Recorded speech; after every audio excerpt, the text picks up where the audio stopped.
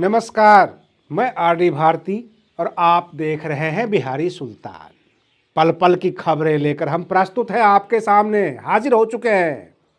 और पूरे केंद्र की, दिल्ली की, बिहार की, उत्तर प्रदेश की, हर जगह की खबरों का सिलसिला जारी रहेगा इस एपिसोड में। अगर आप हमारे चैनल पर नए हैं तो चैनल को सब्सक्राइब कर लीजिए। वीडियो अच्छा लगे इसे लाइक कर दीजिए, शेयर कर दीजिए। अखिलेश यादव जी के चाचा जी का निधन हो चुका है और इंडिया गठबंधन बिखर गई, ये हंगामा चल रहा है। पूर्व चुनाव आयुक्त राजीव कुमार भाजपा के खिलाफ खड़े हो रहे हैं। कहने का मतलब यह कि तमाम घोटाले का वो उजागर करेंगे। सर्वोच्च न्यायालय में केजरीवाल यानी अरविंद केजरीवाल एवं उनके पार्टी के लोग सुप्रीम कोर्ट पहुंच चुके हैं, क्योंकि दिल्ली के अंदर मतदाता सूचियों में गड़बड़ पाया गया है, घोटाला पाया गया है। प्रत्येक विधानसभा में 13 हजार के करीब मतदाताओं की एंट्री करा दी गई और जो आम आदमी पार्टी के समर्थक हुआ करते थे उनकी मतदाता सूची से नाम निकाल दिया गया है। ये सारे आरोप हैं।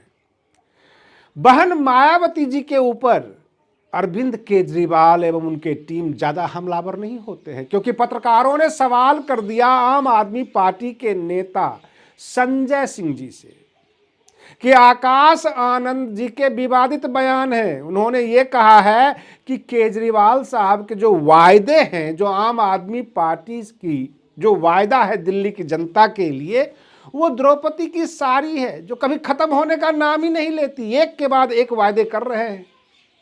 इस पर आपको क्या कहना है? और संजय सिंह जी ने बिल्कुल सधे हुए अंदाज में कहा जनता उनको जवाब दे देगी, जबकि संजय सिंह जो आम आदमी पार्टी के राज्यसभा के सांसद हैं, भाजपा के खिलाफ मुखर होकर बोलते हैं, कांग्रेस के खिलाफ मुखर होकर बोलते हैं, लेकिन बसपा के नाम पे चुप्पी साध लिया। इतना कह दिया कि जनता उनको जवाब देगी। कहने का मतलब यह कि दिल्ली विधानसभा के चुनाव में विवादित बोल का नजारा है, चाहे वो रमेश बिधूरी जी का बयान हो अथवा आकाश आनंद जी का हो अथवा कोई भी नेता का हो। जैसे कि प्रियंका गांधी वाड्रा जी अपने लंबे चौड़े भाषण में भाजपा की 1000 गलतियां निकाल दी और भाजपा वाले कांग्रेस और आम आदमी पार्टी की गलतियां निकालते हैं, लेकिन फिलहाल दिल्ली में सत्ता में आम आदमी पार्टी है, इसलिए भाजपा केवल आम आदमी पार्टी के खिलाफ मुखर होकर बोलती है और कांग्रेस भी आम आदमी पार्टी के खिलाफ बोलती है। हद तो तब हो गई, अधिसूचना जारी है। चुनाव आयोग की एक गरिमा होती है कि जब अधिसूचना जारी हो जाए तब आप किसी प्रकार के राजनीतिक दल के द्वारा गिफ्ट वगैरह नहीं दिया जा सकता है। जनता के बीच कोई सहूलियत आप नहीं दे सकते हैं। यहां तक मुख्यमंत्री के और बाकी जितने भी कैबिनेट के मंत्री होते हैं उनके सारे प्रोग्राम रुक जाते हैं, रद्द कर दिए जाते हैं। किसी प्रकार की आप घोषणा नहीं करेंगे। लेकिन भाजपा के सांसद प्रवेश वर्मा और बाकी भी जितने भी लोग हैं भाजपा के, वह झुग्गी झोपड़ियों में जाकर मल्टीनेशनल कंपनी का फॉर्म भरवाते हैं और लोगों को नौकरियां बांट रहे हैं। हद तो तब हो गई कि लंबी लंबी बातें कर रहे हैं जब अरविंद केजरीवाल ने तमाम मतदाता सूची के बारे में दिखाना शुरू कर दिया कि ये देखिए जिनका अता पता नहीं है वो सब के सब बिहार यूपी से मतदाताओं को डाले गए हैं नाम एक एक मतदाता सूची में। यानी एक विधानसभा के अंतर्गत कम से कम 13,000 लोगों की एंट्री करा दी गई। हमारा 84% है उसको घटाया गया और जिनका 10% है उसको बढ़ाया गया। इस तरह से घपलेबाजी हो रही है मतदाता सूची में। आप तो ईवीएम करते रह गए, यहां तो मतदाता सूची ही बदल दी जाती है। इस तरह की बातें शुरू हो गई है। उधर तेजस्वी यादव जी से जब पूछा गया कि आप इंडिया गठबंधन में हैं तो उन्होंने कहा कि इंडिया गठबंधन केवल लोकसभा चुनाव के लिए ही था।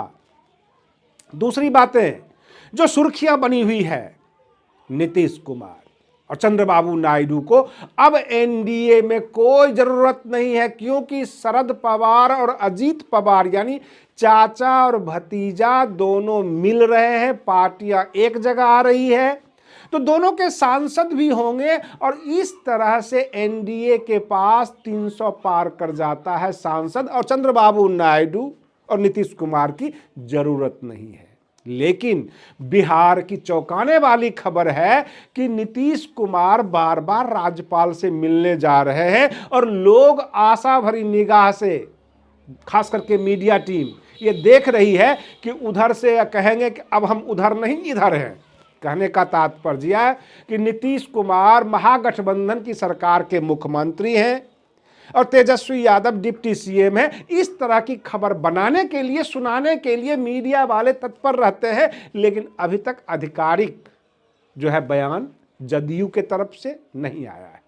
उधर उत्तर प्रदेश से जो खबरें निकल कर आई, मुलायम सिंह यादव जी के मंझले भाई यानी बीच वाले भाई जो राजपाल सिंह यादव थे, उनका वेदांता में निधन हो गया। यानी वो शिवपाल यादव जी से बड़े थे, परंतु राजनीति में वो सक्रिय नहीं थे। उनकी पत्नी कई बार पंचायत अध्यक्ष वगैरह रही है, लेकिन वो खुद राजनीति में सक्रिय नहीं थे, परिवार चलाते थे। उनका निधन हो गया। उधर योगी सरकार के अंतर्गत जो आते हैं ओम प्रकाश राजभर, ऐसे वो बोलते नजर आए कि संजय निषाद अब आउट हैं एनडीए से, संजय निषाद आउट हैं, अनुप्रिया पटेल आउट होने वाली है। अब कोई बातचीत का ऑप्शन नहीं रह गया है, क्योंकि आशीष पटेल के खिलाफ पल्लवी पटेल गवाही लेकर पहुंच गई है। मामला काफी बढ़ गया है और भाजपा उन्हें भाव नहीं दे रही है, अपना दल को भाजपा भाव नहीं दे रही है। जाहिर सी बात है, अपना दल और संजय निषाद की पार्टी, बाकी जितने भी हैं ओम प्रकाश राजभर, अगर सबके सब बाहर आ जाते हैं, उधर बहन मायावती जी ने जैसा बयान दिया कि जितनी भी छोटी छोटी पार्टियां हैं हम सबको बसपा के अंदर लाना चाहते हैं, मिलकर गठबंधन करना चाहते हैं, सबको एक साथ लेकर चलना चाहते हैं, क्योंकि इन्हीं लोगों के वजह से बसपा कमजोर हुई है।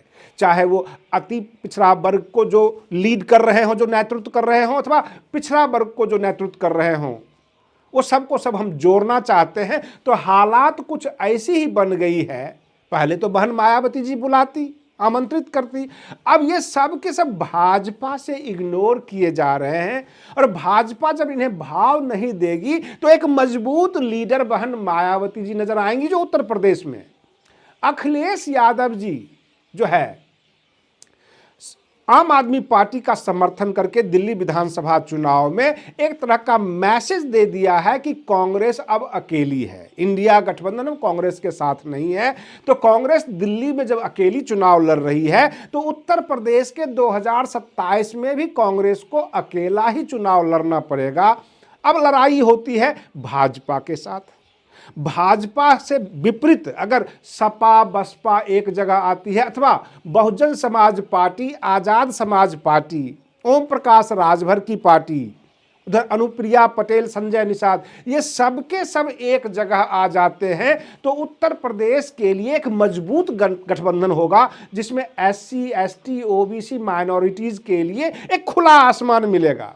क्योंकि अखिलेश यादव अपने को बराबर की बसपा का मानते हैं, तो हो सकता है कि सपा और बसपा एक जगह आए तो सीटों में समस्याएं होगी कि हम बराबर का सीट लेंगे, फिर छोटे दल के नेताओं को ज़्यादा सीट नहीं मिल सकती।